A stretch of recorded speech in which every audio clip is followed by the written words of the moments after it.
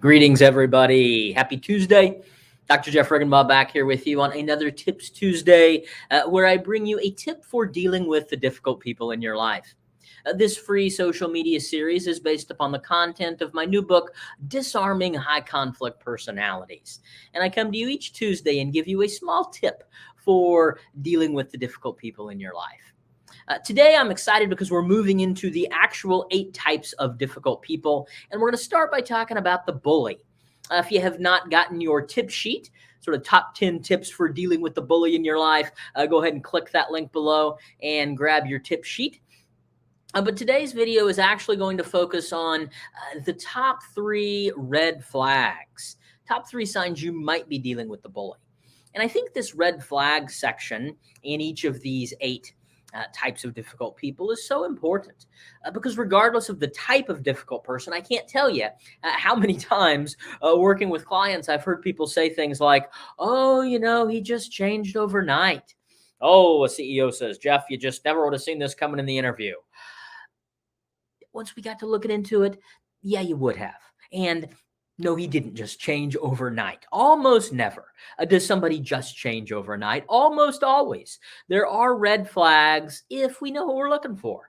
So that's why I think this red flag section is so valuable, because the sooner that we can catch them and realize what we're dealing with, then the quicker we can sort of shift our focus and strategize to be able to interact with them more effectively. So today, 3 red flags you might be dealing with a bully. And number 1 has to do with name dropping. Bullies oftentimes name drop.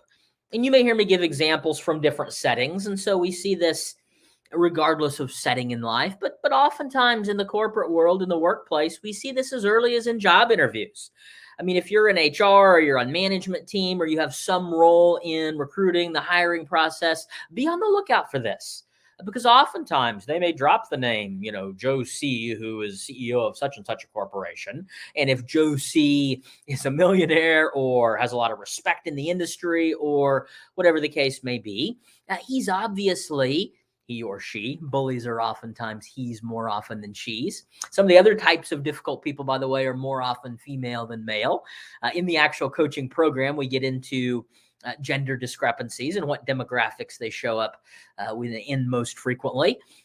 But that person, whether it's a he or a she, is obviously trying to get you to associate them with Joe C. and sort of borrow credibility of that other person.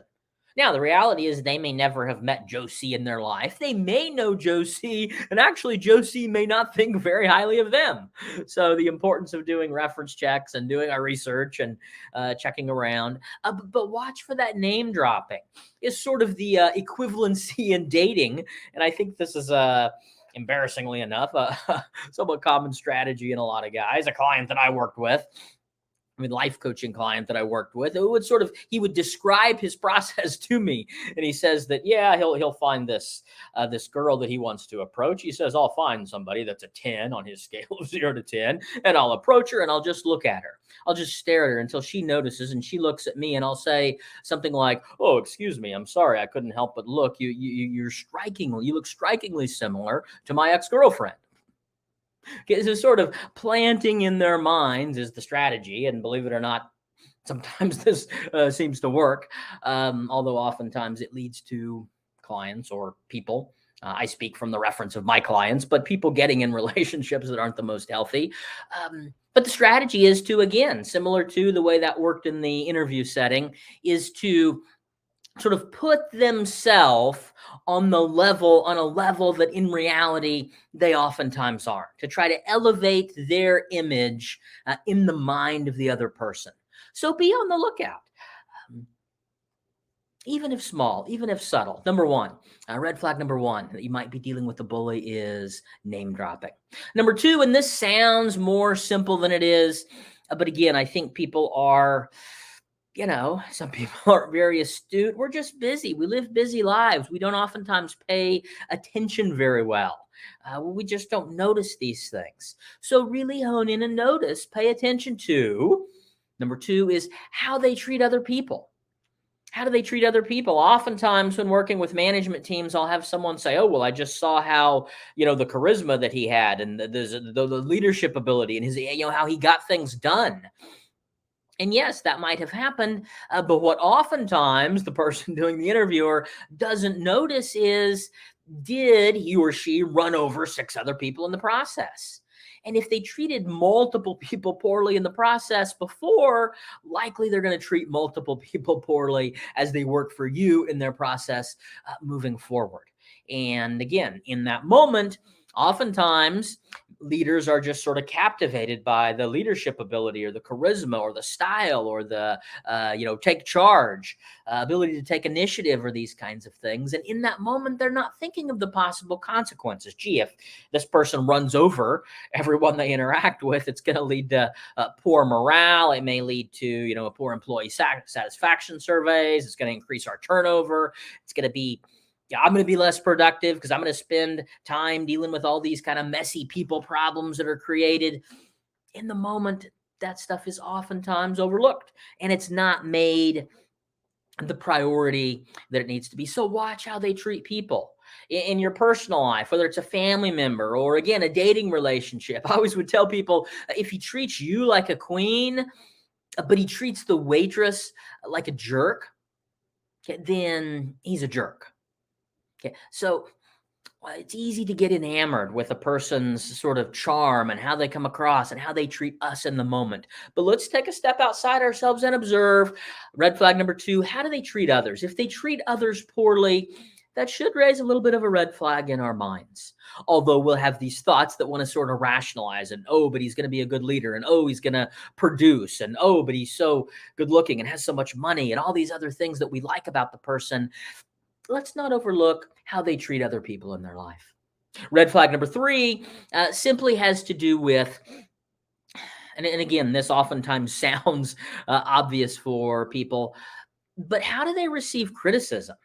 We think of bullies as verbally and sometimes even physically abusive and these kinds of more obvious behaviors. And oftentimes we do see those, but sometimes those don't show up in the early dating period, in the early stages of the interview process.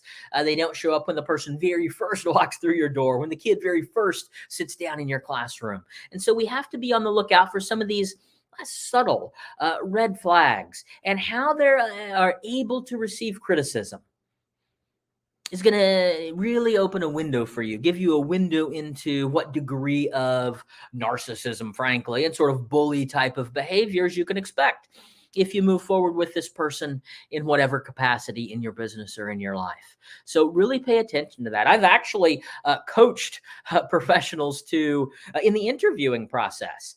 Talked about this at one of the SHRM conferences I spoke at recently, but specifically asking a question, tell me about a recent failure that you had and how you dealt with it.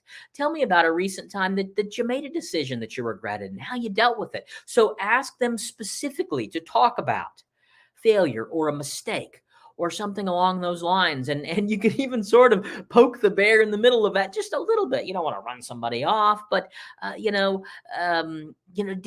you think at some point that there might have been some other, did you think about some alternative solutions? Did you think there may have been a better way to go about it?